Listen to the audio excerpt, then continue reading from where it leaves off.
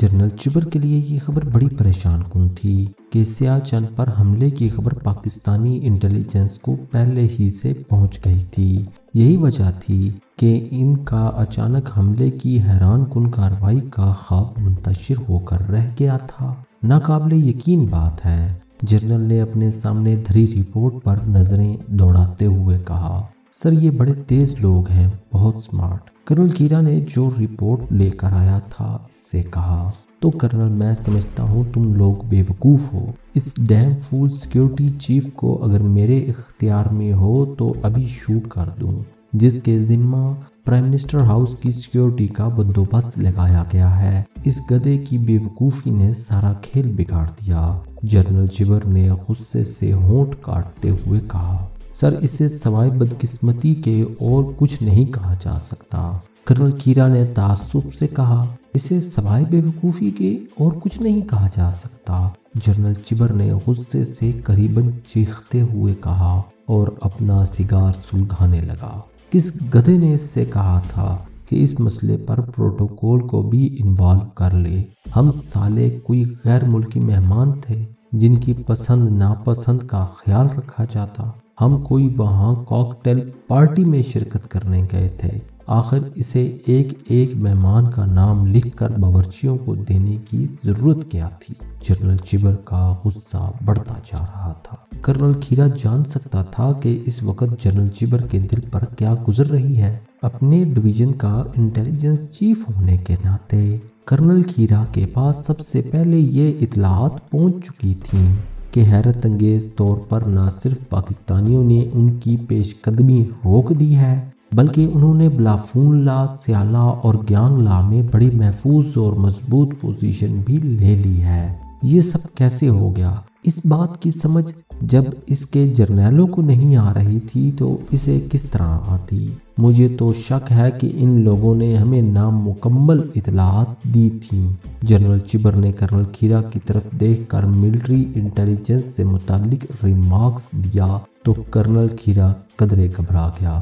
نو سر، میں آپ کو یقین دلاتا ہوں کہ پاکستانیوں کے وہم و گمان میں بھی یہ بات نہیں تھی کہ ہم ان پر سیاچن سے حملہ کریں گے۔ سر ان کے پاس تو اس علاقے میں زندہ رکھنے والی یونیفارم بھی نہیں ہے۔ جہاں انہیں لڑنا پڑ رہا ہے وہاں ممکنہ جنگ کا انہوں نے ماضی میں شاید تصور بھی نہیں کیا ہوگا۔ کرنل کھیرا نے بڑے تیقن سے کہا، کرنل وہ گوشت پوست کے انسان ہیں یا کوئی غیر مرئی مخلوق؟ جنرل چبر نے قدرے نارمل ہو کر طنز کیا، سر بظاہر تو آپ کا دوسرا خیال صحیح دکھائی دیتا ہے۔ انہوں نے پیدل دستوں کو 60-70 میل کا ناقابل عبور سفر طے کروانے کے بعد معمول کی یونیفارم کے ساتھ تمام محاذوں پر پہنچایا اور اب وہ انہیں ایلیویٹ اور لاما کے ذریعے مدد پہنچا رہے ہیں۔ یہ ان کے لیے پہلا تجربہ ہے۔ کرنل کھیرا نے اس کے طنز کو لوٹاتے ہوئے کہا، مائی گاڈ، بہت سبکی ہوئی۔ جی ایچ کیو والے تو پہلے ہی ہماری مخالفت کر رہے تھے۔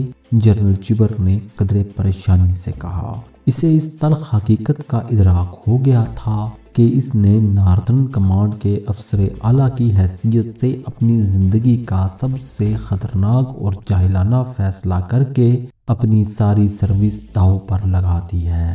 جب اس نے اپنا منصوبہ جی ایچ کیو کے سامنے رکھا تھا تو انہوں نے اس پر ناقابل عمل، ناقابل یقین کے الفاظ لکھ کر معذرت کے ساتھ واپس لوٹا دیا تھا۔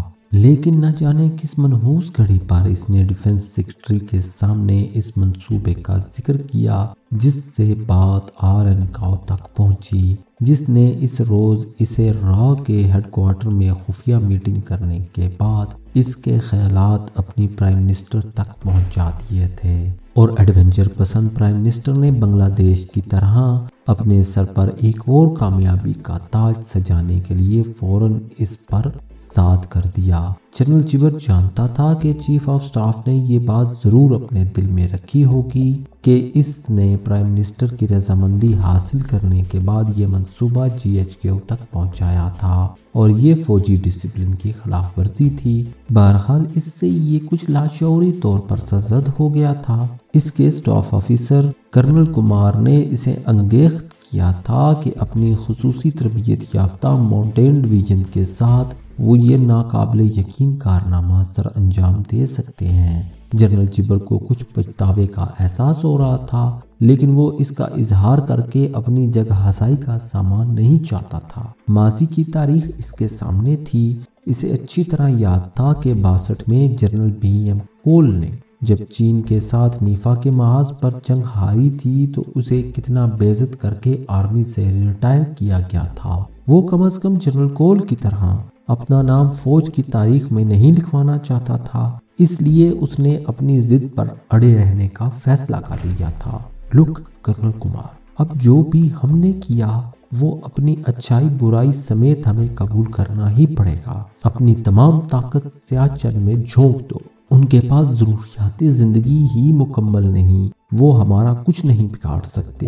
ایسے خطرناک اور قاتل موسم کا مقابلہ دشمن صرف اپنے جذبے سے کب تک کر سکتا ہے؟